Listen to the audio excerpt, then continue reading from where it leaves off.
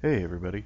In this video I'm checking out Cards and Castles, which is an interesting little free-to-play card slash turn-based strategy game that's recently been made available on Steam.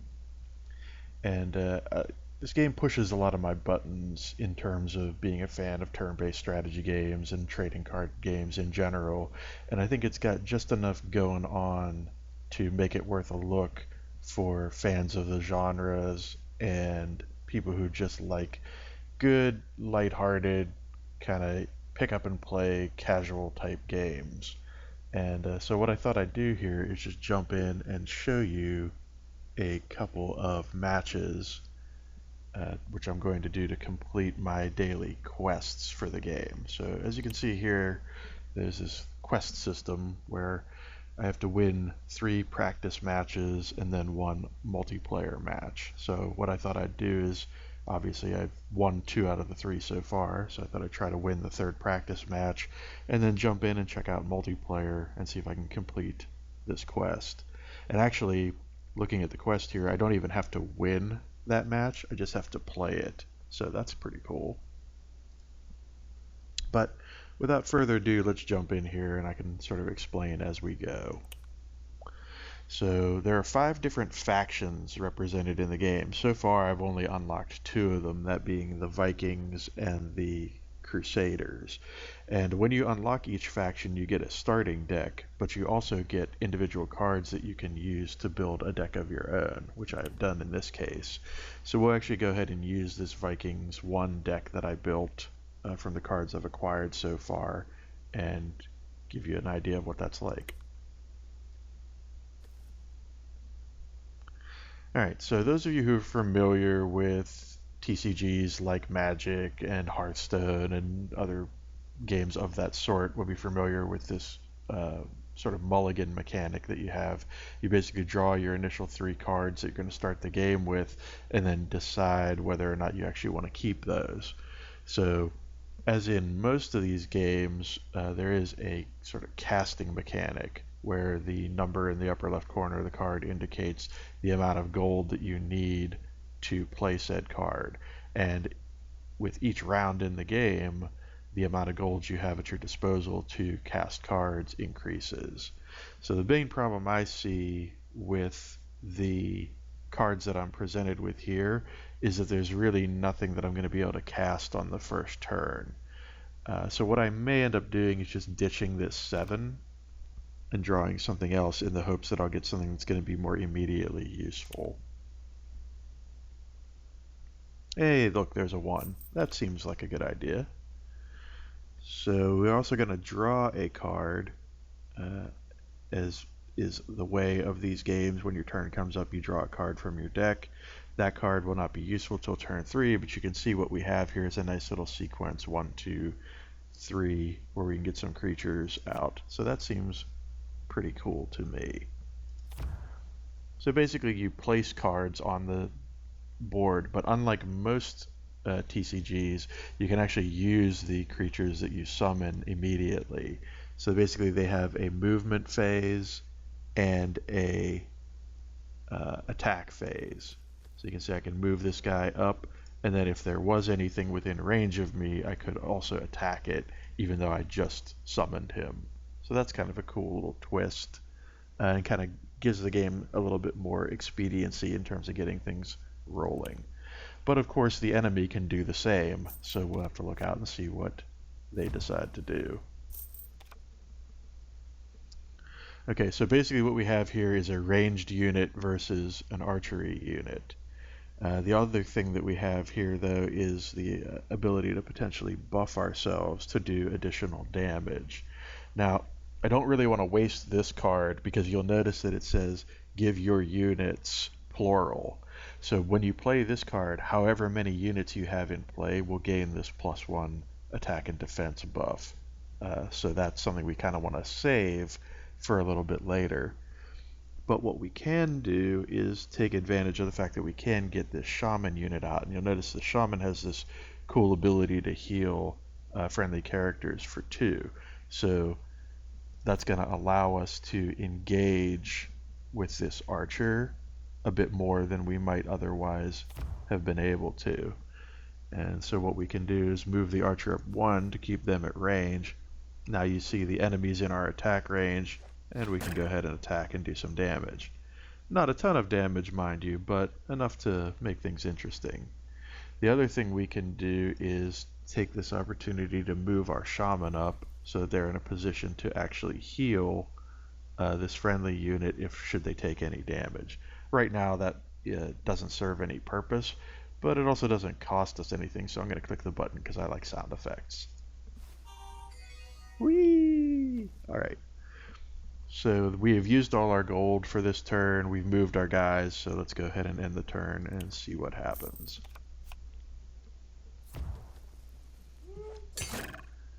Now, as expected, that enemy did decide to throttle us a bit. Now, what I can do here, because I have the shaman in play, is I can actually heal the archer such that they can go ahead and continue to attack this enemy without running the risk of taking any damage that would kill them. So they're still alive, they've killed the enemy, they are only down to 1 health, so they're probably going to die whenever this big guy comes and clobbers them, but at least they went out like a boss and took someone out before they themselves went down. So now we have 3 gold to work with this turn, and you notice we have 2 cards here that are basically the same. So I'm going to go ahead and throw this one out just to get it on deck, and go ahead and move them up.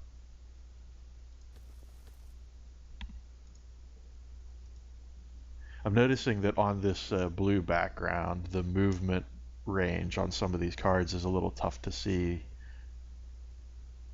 I kind of know what these units can move per turn, but I'm thinking that maybe a little more contrast on this blue background would be appreciated for people who are still learning the game. And I think that's gonna be about it for me for this turn, because these guys have already moved and I brought this guy in and moved him. So let's see what happens next. I have a pretty good idea what's going to happen next. Oh, surprisingly, he did not do what I thought he was going to do, but that's cool. That's totally cool. So what we're going to do is actually use this archer to take him out without getting hurt ourselves. And then the other thing I'm going to do is have the shaman heal this guy up. Hooray! Now what I can do is, I think I can reach the castle and attack it. So the point of this game is to actually defeat the enemy's castle. So you see now I've taken 3 points of life away from it. And now I want to see about how I can continue to lay hurt on that thing. So I think with 4 gold available to me, the pretty obvious choice here is going to be this. Let's go ahead and move that up. And then let's get this other critter in play and move them up as much as we can. And I think that's gonna do it for this turn.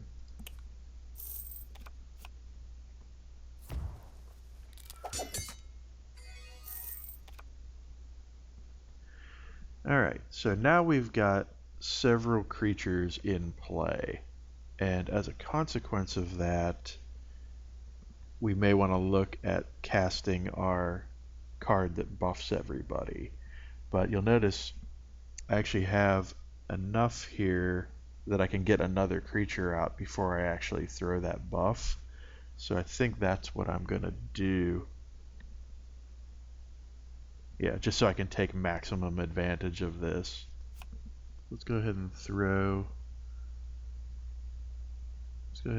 you out. And then we're gonna go ahead and buff everyone. Sweet! Okay, so now the question becomes, who do I actually want to kill this guy with. I think I'm going to use this guy because then he won't die.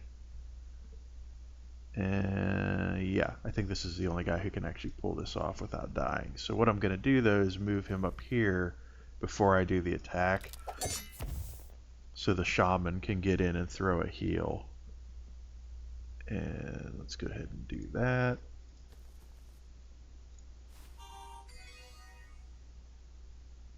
Hooray! Alright, so now what that lets us do is go ahead and rampage on this castle a little bit.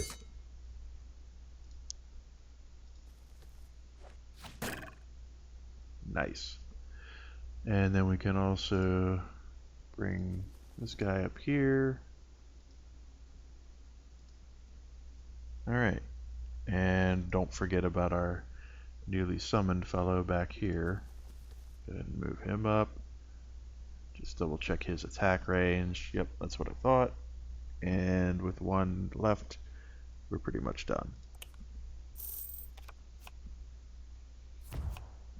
So as you can see, by waiting to play that buff card when I had a lot of units out in play, I'm really gaining a lot more from doing that than I otherwise would have.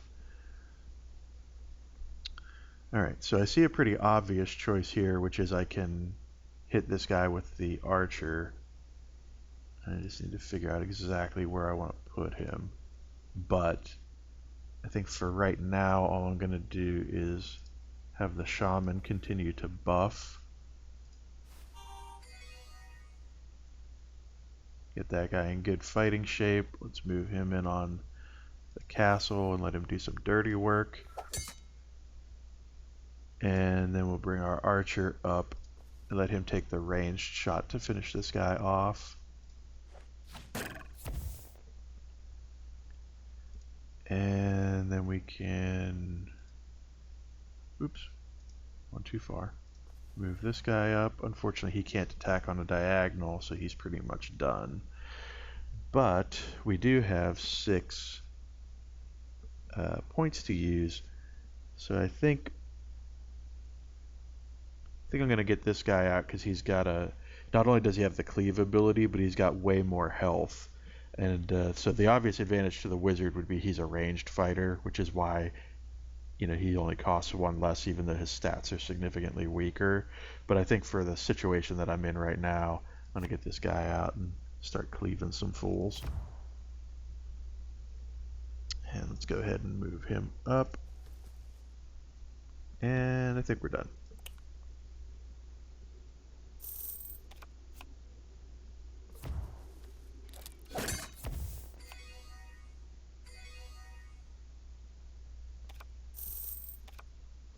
Okay, so he just gained some health back for damaging us, but that's not the end of the world. Let's see what we can do with what we have. So 5 and a 4. Might be time to bring the wizard out. Yeah, let's go ahead and do that. And then between these 2 ranged people, actually we lost our other, well, we have the shaman who can do ranged attack. So I think what I'm going to do, since nobody's actually damaged, is actually use the shaman to do some damage here.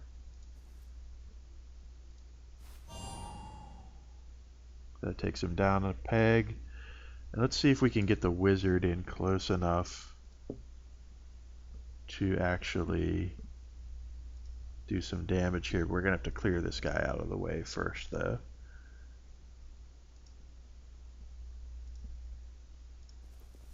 There we go. Now I'm actually not going to attack him, at least not at the moment, until I see if I can reach him with the wizard first.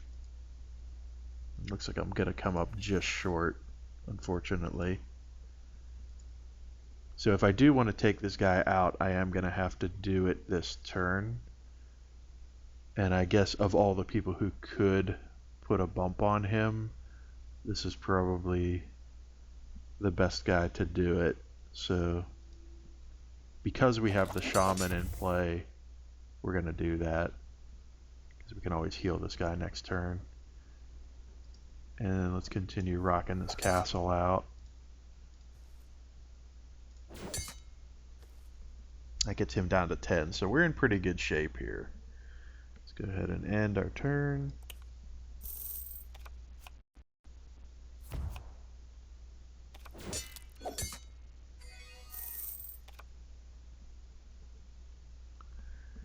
Okay, give a unit +3 attack this turn. Pretty cool. Actually, that may be just about enough to finish this game. So let's go ham a little bit.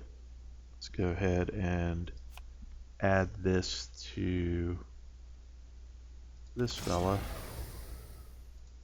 Bring him over here, let him wail on this castle.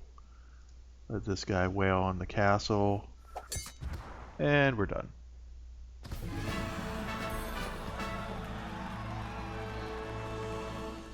Hooray! So as you can see, as you progress through these practice missions, you actually do gain levels, which gains you access to new cards. Again, is sort of customary with the trading card game genre, but it gives you a little bit of something to work for and a little bit of a motivation to go in and do these practice rounds, even if you're not necessarily obligated to do a quest per se.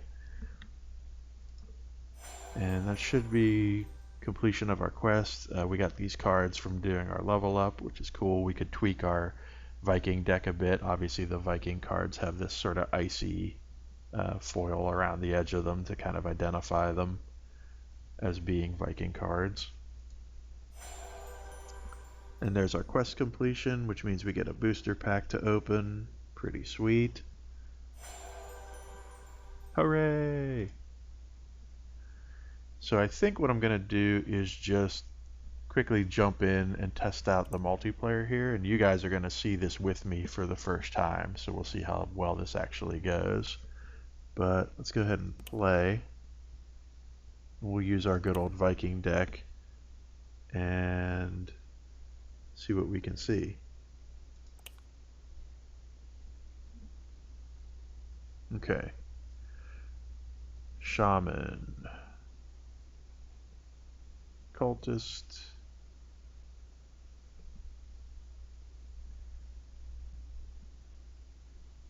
Yeah, let's go ahead and ditch this for right now.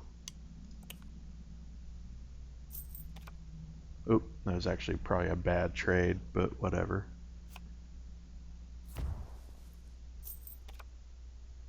Oh, here we go. Lucked out a little bit there.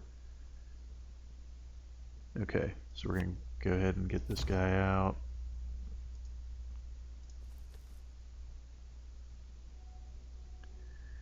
And I think that's pretty much going to do it.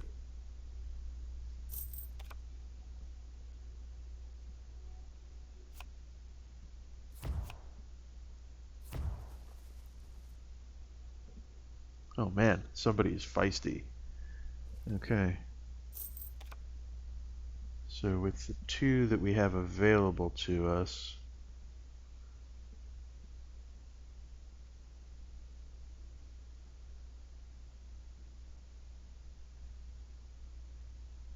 actually I may play that that gold card.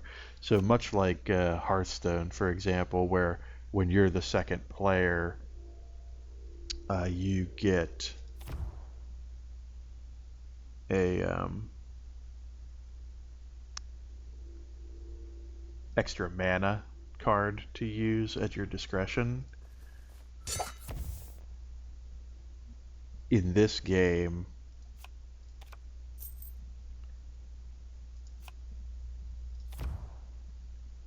you actually get an extra gold card when you're not the first player.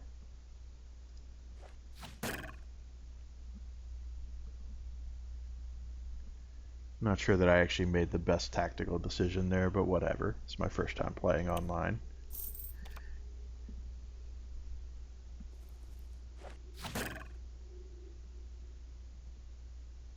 Okay. So what we're going to do is die horribly.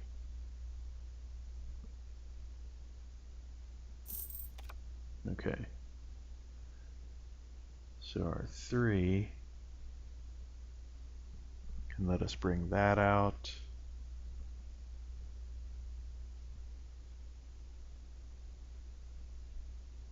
So we got a 3-5 or a 2-4. Let's go ahead and do that.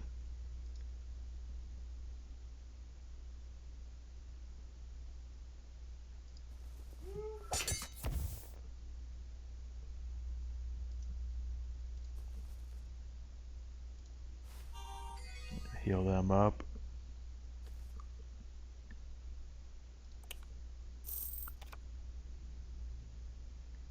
They're probably going to take the point of damage on our castle. Oh, maybe not. Good move. Oh, wow. Very good move. Did not see that coming. Alright, +3 attack this turn. Might be time to throw that on the Shami.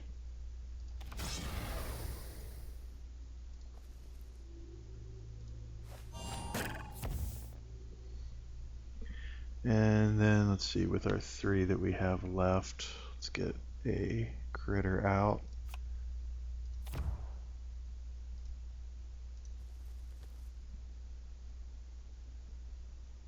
And we're done there.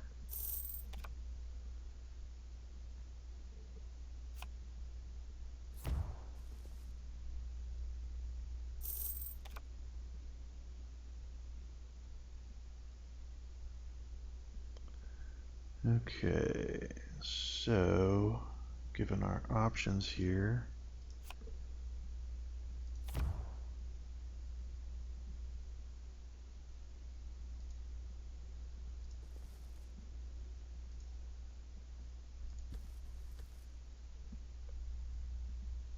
think that's going to do it.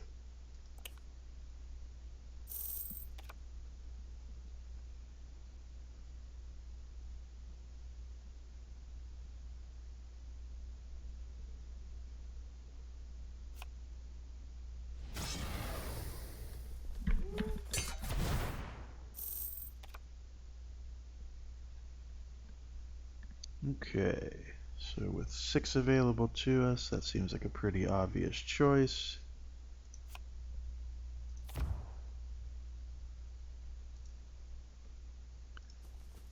Go ahead and finish you off. Oops. I probably shouldn't have moved that close. That doesn't seem to matter, so that's good. And let's bring you up and call it a turn.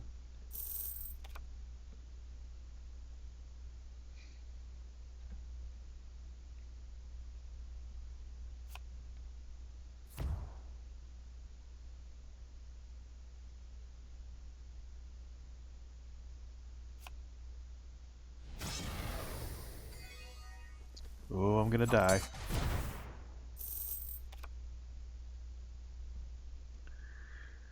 Okay, +4 for this turn. Let's go ahead and bring you out.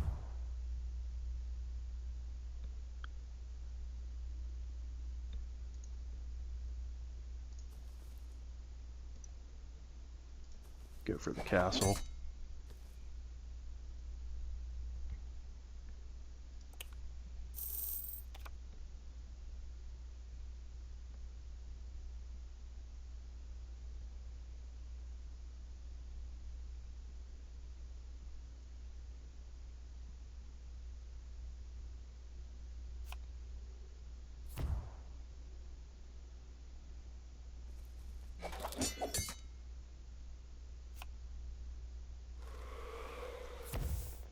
Good move.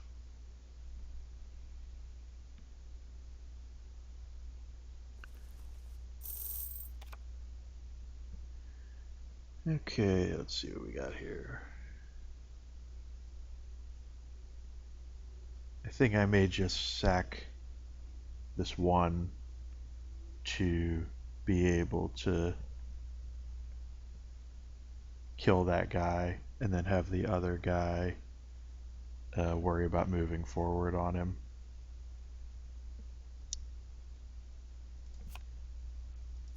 Yeah, we'll sack this one.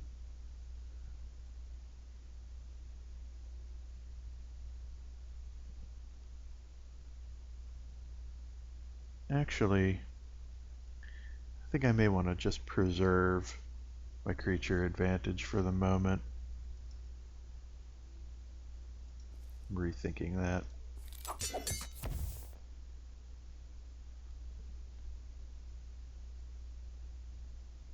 Yeah, that was probably a bit of an error, but hopefully I'll be able to bounce back from that.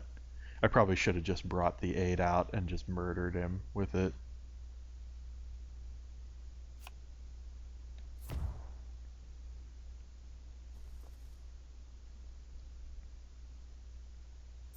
Interesting.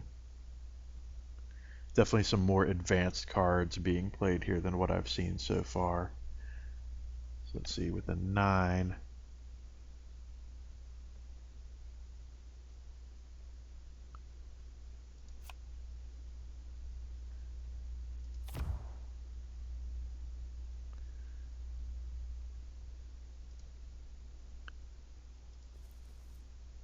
Go ahead and bring that out.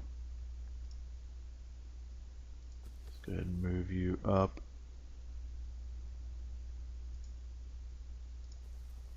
Move you up as well. Nothing I can actually do there. Yeah, I think we're just going to call it. See how this plays out.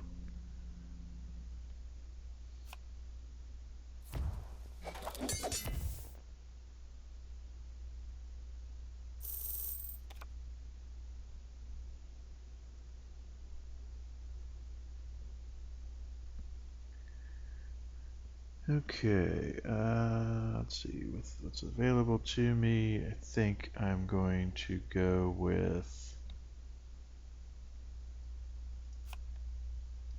this, and then we're going to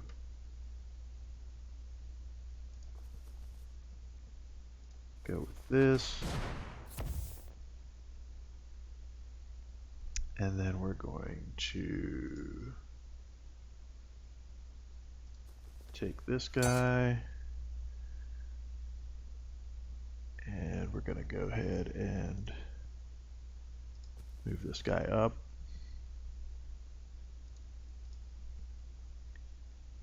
And we're also going to cast you. And bring you here.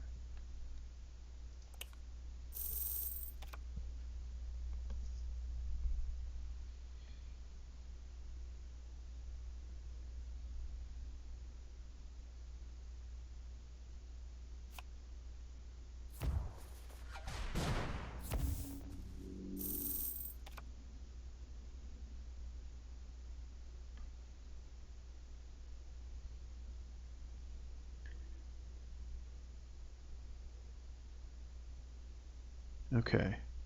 So we're just gonna go buff and stuff crazy on this. Okay, yeah, I can make this move. So we're gonna go a little nuts here. We're gonna throw that. And we're gonna throw that.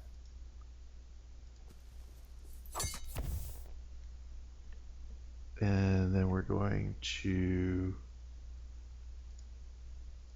do this.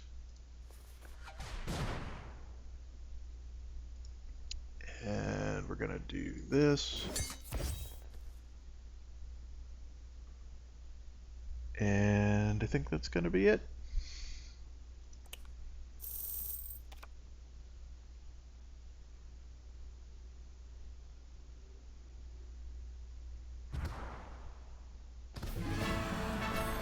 Hey, they surrendered. Nice. We beat them into submission with that one. That was pretty cool. All right, so leveled up on that. go ahead and complete our quest, get some in-game currency, which I assume will be helpful for getting new cards and such. And I think we can pretty much consider that a successful adventure in Cards and Castles. So hopefully you guys have enjoyed this video. If you did, be sure to hit that like button. As you can see, I got some new quests here. If you would like to see more from me in the future, be sure to hit subscribe. If you'd specifically like to see more of this game, be sure to leave a comment and let me know that. But otherwise, this has been Cards and Castles, and I will see you next time.